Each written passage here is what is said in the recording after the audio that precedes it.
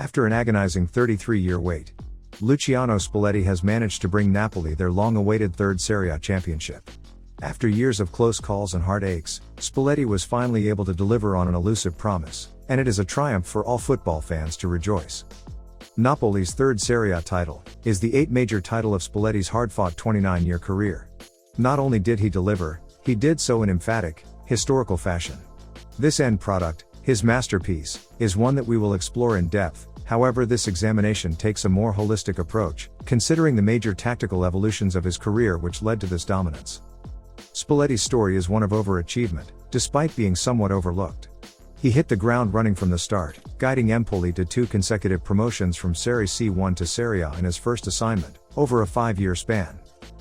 After quick stints with Venezia and Sampdoria, he then guided a bottom-dwelling Udinese to a 4th-place finish in Serie A, qualifying them for Champions League football for the first time in the club's history.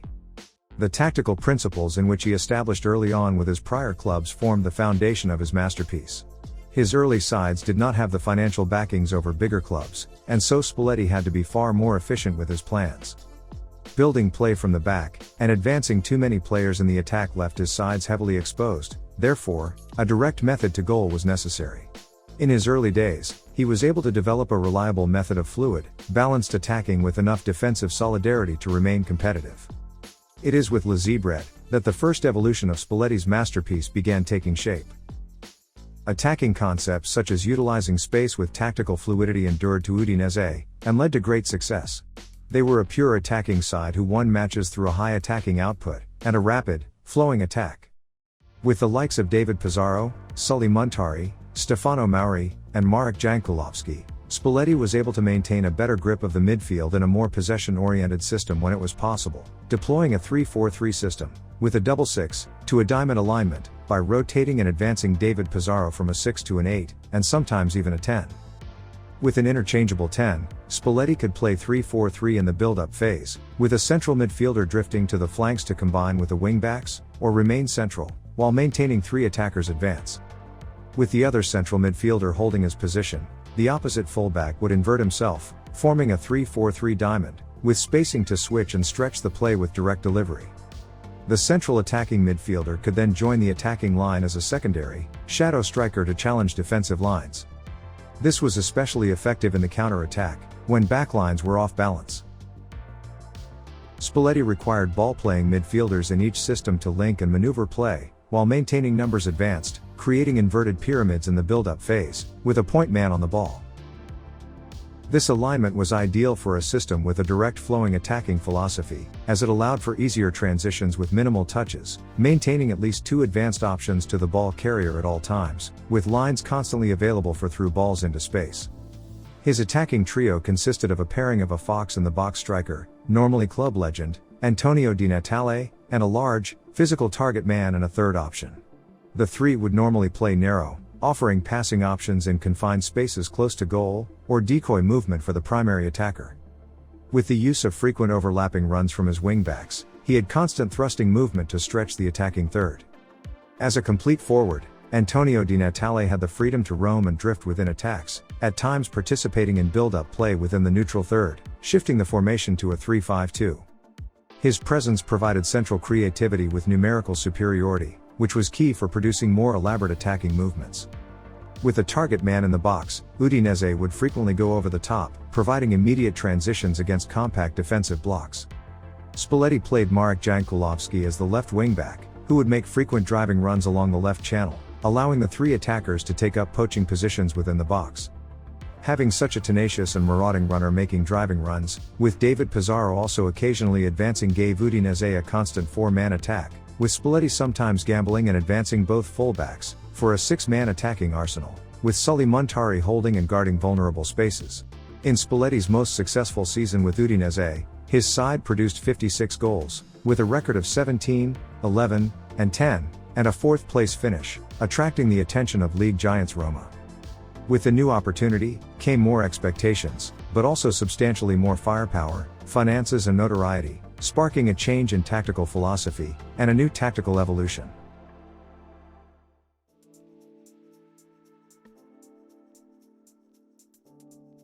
At Roma, Spalletti was tasked with bringing the capital club back to their best, winning Serie A only 4 seasons prior, while finishing as runners-up in 2 out of the following 3 seasons. In a tactical world filled with rigid, structural, formation-based thinking, Spalletti sought to utilize the space with a different method, with bending runs, attacking rotations, and fluid, direct movements, diametrically opposed to the winning systems of the day. With the squad and the funds at his disposal, Spalletti was able to devise more intricate tactical plans in his highest profile assignment yet. With Roma expected to compete for the title, defensive solidarity became just as crucial as an attacking prowess. Spacing is something that the early stages of Spalletti's Roma understood from the outset, playing scintillating football at times. Playing with such fluidity and vacant space required a cohesive understanding of how it would be utilized. This understanding retained tactical principles in which Spalletti established at Udinese, such as playing with an inverted fullback, maintaining an attacking trio in proximity within the oppositional third, and inverted triangles in the build-up phase of play, with angles open to the ball carrier. With the angle opened up, the advancing, line-breaking pass was available, which at times proved to be decisive. Spalletti's early Roma is an interesting case study, in the sense that he did not play with conventional, ball-playing center-backs when building up attacks. In fact, as was often the case with Spalletti's sides in his early career, Roma were not a possession-based team, but rather, a team that looked to collectively exploit oppositional vacancies as they won the ball back on the counter. When building up from the back, the facilitator was normally the right back, Christian Panucci, who was very comfortable in possession and a capable distributor of the ball at medium and long range. Spalletti combined Panucci's skill set with the element of surprise, often starting off plays with decoy movements on the left channel, in order to isolate Panucci, who would invert himself into space along the right channel.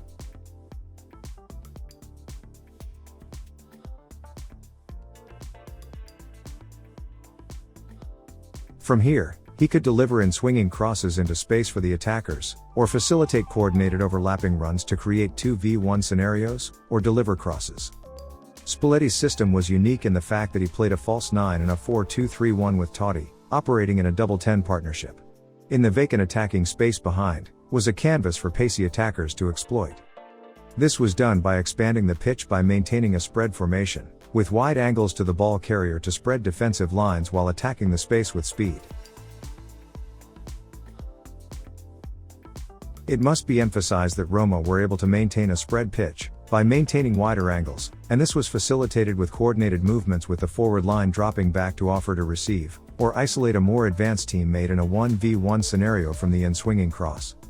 Much is made of Pep Guardiola's utilization of Lionel Messi in the false 9 position, who is undoubtedly the greatest player to ever perform in the role. However, Luciano Spalletti deployed the tactic, before Guardiola. Spalletti's utilization of the false 9, as opposed to the typical, big burly target man striker that dominates Serie A, proves how out of the box and against the grain he is with his tactics.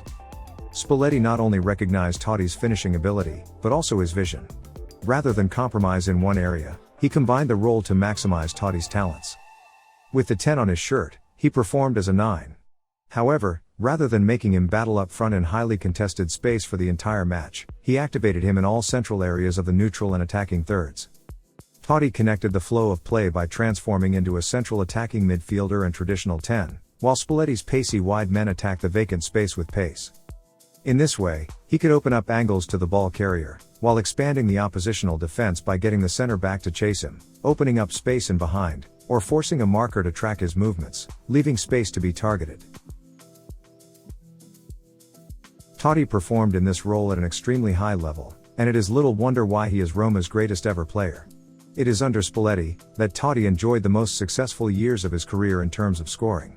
He would go on to carry on this performance into the World Cup at the end of the season as a secondary striker, earning Italy's 4th title. Spalletti recognized the benefit of playing a complete technician in the striker's position, and dictated that the way to maximize this sharp end was to play a balanced attack with direct and maneuvered play.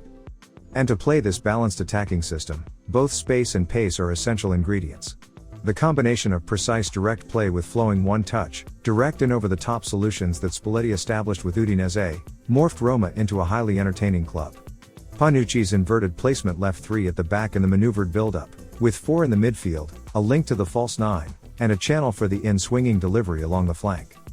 Spalletti emphasized direct play in the neutral third as much as possible to avoid being countered by holding on to the ball for too long. Here, He could get away with playing without a designated playmaker fixed within the space. The deep-lying playmaker was a critical component to this tactic, and Panucci frequently performed in the role, with Spalletti frequently isolating him to find him space to deliver. Roma's groupings in build-up play allowed them to conduct frequent moving triangles playing one-touch, liquid football into space. With 4 primary attackers, the opposition would have to leave at least 5 men back, otherwise, numbers would be even, or the attackers could target and overload a specific defender. The use of the space within the attacking third depended on the method of entry. Roma played as direct as possible on the counter-attack. Due to the amount of space, there were ample lanes which attackers could exploit, making a direct utilization of space the most ideal method. In elaborate, maneuvered attacks, Spalletti would rely on his groupings and one-touch play to disorient defensive lines.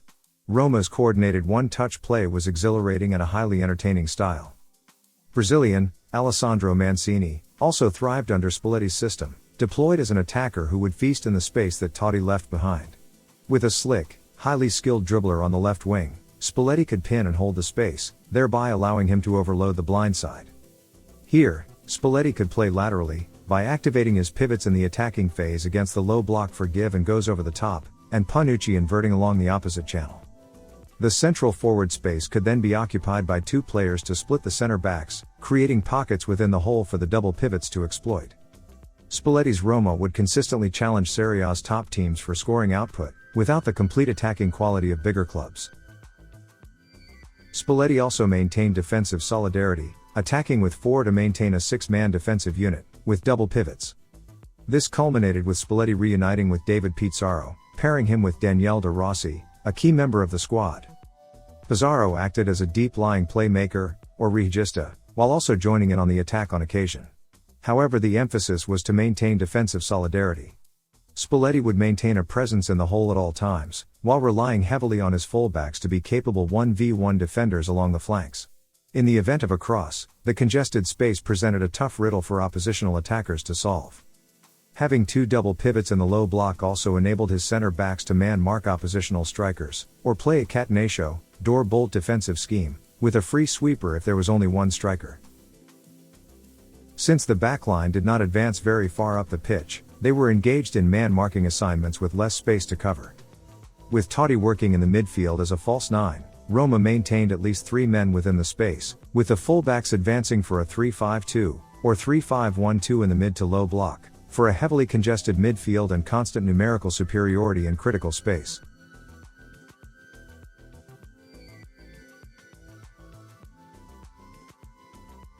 Over Spalletti's 4-year career with Roma, he finished as Serie A runner-up on 3 occasions. He reached the quarter-finals of the UEFA Champions League for 2 consecutive seasons, and won the Coppa Italia 2 seasons in a row.